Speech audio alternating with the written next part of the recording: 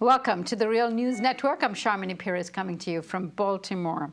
When Alexis Tsipras, the former Prime Minister of Greece, resigned on August 20th, it triggered Greece's fifth general election in 6 years.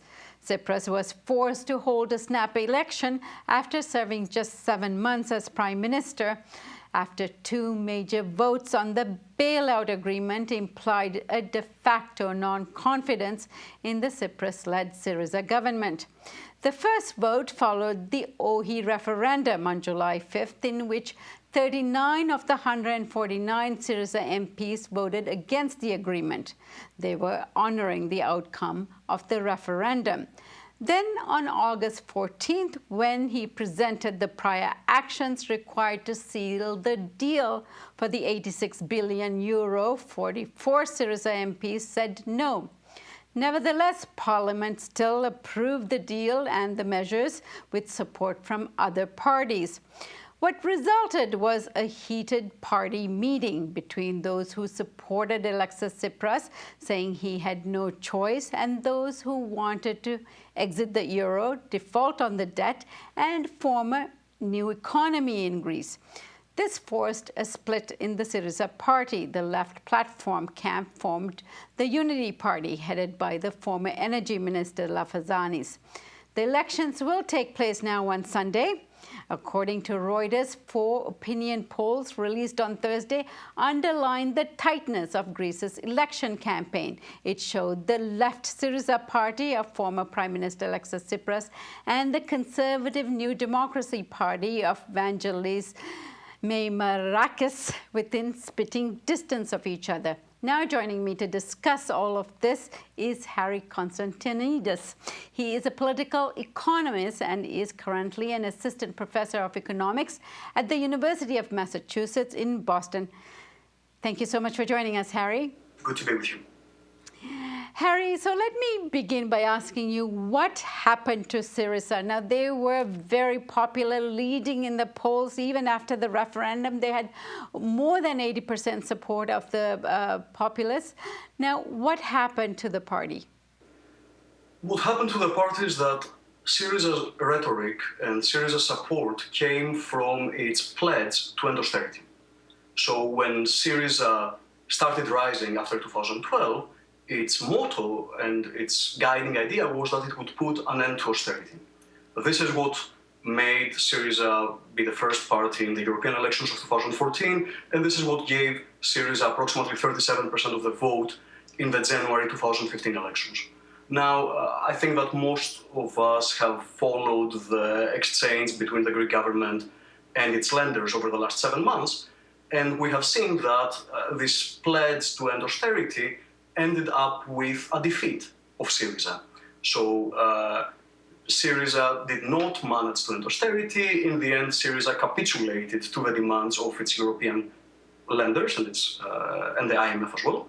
And SYRIZA ended up signing a third structural adjustment program for Greece, what we call a memorandum with its lenders, a bailout package in August of 2015. So this is what happened. This pledge to end austerity ended up with a capitulation, and the people who supported SYRIZA because they really believe that SYRIZA would manage to end austerity are now disappointed and disillusioned. So do you think that the 61% that supported and said no to the referendum is now split among the various parties? First of all, let's see what the referendum was. I mean, the referendum clearly had a very significant class content. We saw that significant parts of the population, especially in working class areas, voted no in the Greek referendum. Now, where are these people now? It's difficult to actually point our finger on what these people are going to vote for right now. Greek polls and Greek opinion polling is extremely unreliable, as we've seen over the last few months. To some extent, those who voted no because they wanted a break with the Eurozone are not going to vote for SYRIZA anymore. Some others who voted no thinking that SYRIZA would manage to negotiate a better deal may still vote for SYRIZA, but we clearly have a significant part of disillusioned voters among the 61.4% of the population. And also a significant part of the 61.4% is just not going to vote. I think that's the other thing that we should expect to see on Sunday's election. We should expect to see a lot of people abstaining. Now, offline, Harry, we were talking about how some of the young people are feeling disillusioned by all of this, feeling let down, especially those who adamantly supported SYRIZA just 7 months ago in January during the election. How is the youth wing of the SYRIZA party now faring, and how are they feeling at this time? Well, actually, this is a good point. People mostly focus on the fact that SYRIZA was split between those who stayed in SYRIZA and those who formed this new party, Popular Unity.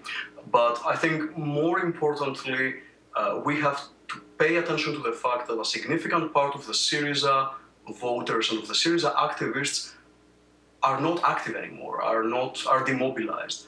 I think, as you mentioned, the SYRIZA youth was one of the most dynamic parts of SYRIZA. It was part of what created the energy and the enthusiasm around SYRIZA in the January elections.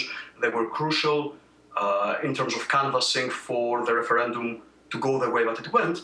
And as far as we know, as far as we can see, a significant part of the SYRIZA youth is now just not active. If I remember correctly, approximately 40 people of the Central Council of the SYRIZA youth resigned and basically said, we're going to be present in the future fights, but we are not going to support SYRIZA in this particular conjuncture. So this is actually a very significant development because it shows the disillusionment, it shows the lack of enthusiasm, and it makes for a very subdued mood around the September 20 elections. And what do you make of the polls making such a close, tight race between several of the parties, not just SYRIZA and New Democracy, but also showing a tight race among the other parties? So what do you make of that, and what do you think of what's going to happen on Sunday? First of all, let me start by saying that we have seen over the last year that opinion polling in Greece is notoriously unreliable. So I do think that what we see is that there's disappointment among the SYRIZA voters, and that makes for very low turnout and very low enthusiasm, and that actually is being reflected in the polls.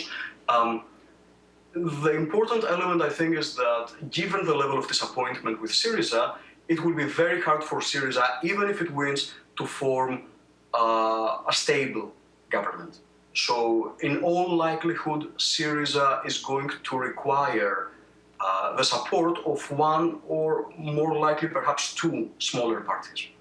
And if the polls are correct, and some of the polls show that the previous minor coalition partner, the independent Greeks, are going to have a hard time entering the parliament, which would force SYRIZA, even if it were to be the first party, to seek a coalition with either PASOK, the previous socialist party that reigned Greece for like approximately 30 years, or the centrist neoliberal Potami. In both cases, these would be very unstable alliances. This would really constrain SYRIZA in terms of what it could do, even if it were to be the leading party. And that would make, I think, for a very unstable political landscape in Greece. And as far as the Popular Unity Party, the former left platform of SYRIZA, where are they faring in the polls? And is there a chance of SYRIZA having to reach out to them to form a government? They are faring, in most of the opinion polls that I've seen, they are faring at approximately 4 to 6% of the vote. Again, let's not take this at face value. We don't know what, I mean, Sunday is only 3 days away, so we'll see. Now, the relationship between SYRIZA and Popular Unity, I think it has become clear that they may be able to find some common ground on different policies, but they wouldn't be able to form a coalition government.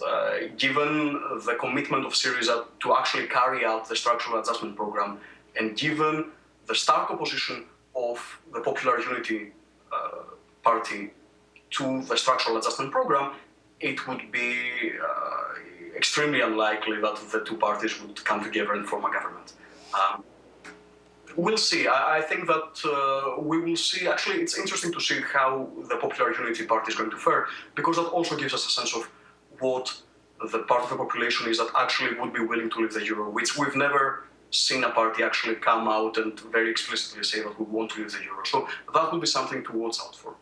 Harry, and finally, given several conditions that are going on in Greece with the refugee crisis, the difficulties in terms of the economy and people's livelihood, as well as their standard of living having dramatically declined.